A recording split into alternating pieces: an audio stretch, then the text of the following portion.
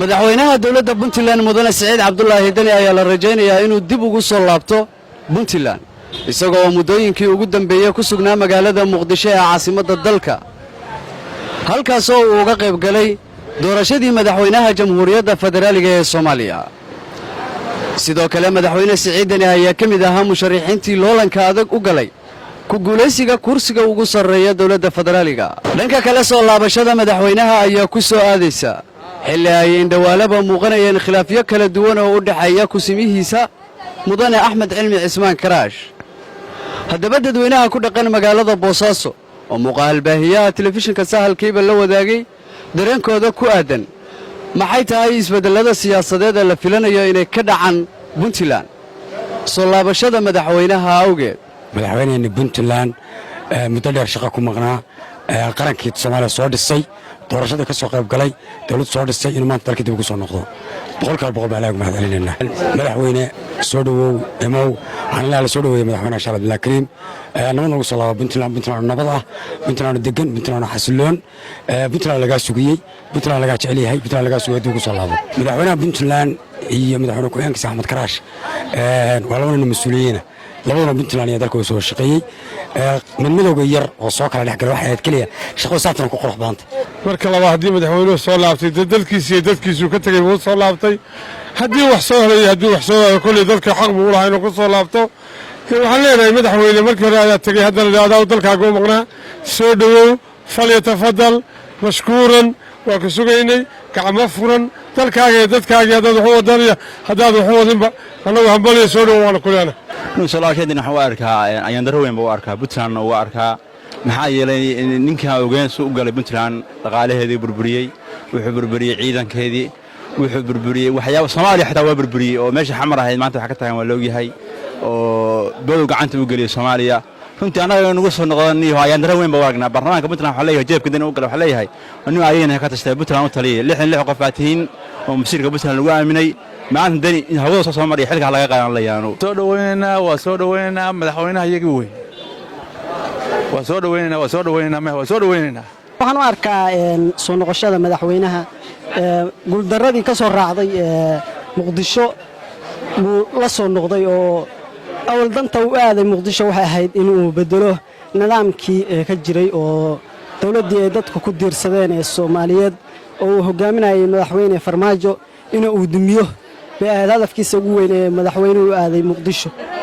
hadeerna soo noqoshadiisu waxba ma soo faa'iideynayso waxa uu ka tagay waxa uu isku diray oo carqalad ka abuuray ummadii Puntland oo isagu madaxweynaha u ahaa waxa uu ka shaqeeyay isku dhaca dadka waxa uu afduubtay xildhibaanadii Puntland ee dhammaan wada ogyihiin dadkii odayaashii dhaqanka uusan kala tashan oo isagu jeebka ku gurtay marka waxaan arkaa nasiib xumo oo Puntland inuu u soo jiidayo ma ahan inuusan faa'iido uusan u wadin Puntland madaxweynaha soo dhaweynaa maadaama imanayo mudana uu iska maqnaa oo la doorshay arrimaha cad ku maqnaa soo noqoshadiisa waxaan rajaynayaa in la khayr noqo dhigo waxa weeye khilaaf jiray isaga iyo madaxweyne xigeenka ah iyana waxaan rajaynayaa in isafkar laga gaaro insha Allah ay guul ku dhamaato madaxweynaha Puntland Saciid Cabdullaahi Dani mudane Saciid Cabdullaahi Dani dad ku soo laabto waa madaxweynihii Puntland oo reena u joogay haddana deesiga jooga waa xil buu raasiday hadduu xilki soo waayna dee Puntland madaxweyne u yahay waa wax loo baahan yahay way yimaada dalka dadka u baahan adoohay madaxweynaha waa madaxweynaha horta marka hore waa soo dhaweynaa waxa la aragnaa khilaafka Puntland inuu madaxweynaha uu salka ku hayo sababtoo ku tahay Puntland iyadoo heshiisa madaxweynaha yimi isagaana dee macnaha maamulkiisa ayaan dhirsanahay sidoo isku hay'adda Puntland u maamulay waxa la aragnaa dee Puntland horta Puntland hadaan waxa jeclay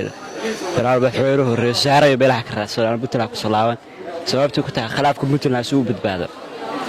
laakiin hadduu soo laabto waa soo dhaweynaa waxa la qorcinaynaa inuu madaxweynuhu khilaafka Puntland hadii isaga madaxweynaha ku-xigeenka iyo madaxweynaha ka dhaxaya inuu si fiican u wajaho in uu kala tashado Puntland waxay leedahay dad budburiyo ah oo saldhig u ah oo maaragtay oo Puntland wax ka soo dhistay dadka ay kala tashado khilaafka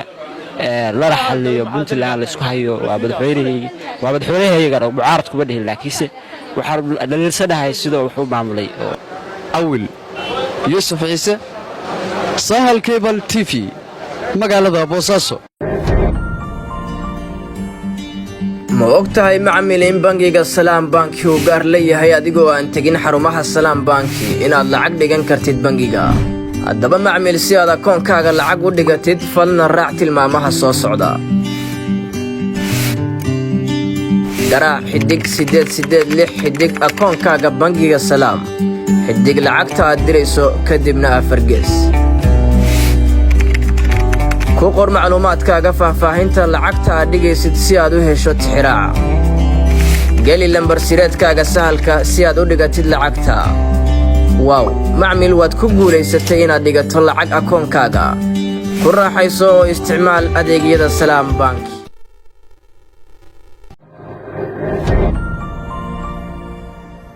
haddii aad safar aad tahay dooro bas adigoo ka sii dooranaya goobin from oo u taagan magaalada aad ka tagaysid taabo goobin to oo u taagan magaalada aad tagaysid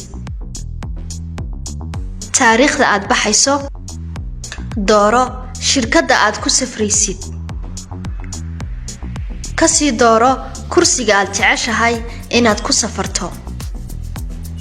geli magacaaga oo saddexan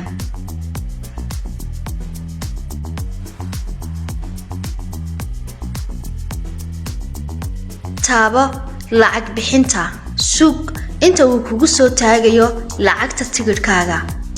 geli biinka saadkaaga si aad u jarato tigidh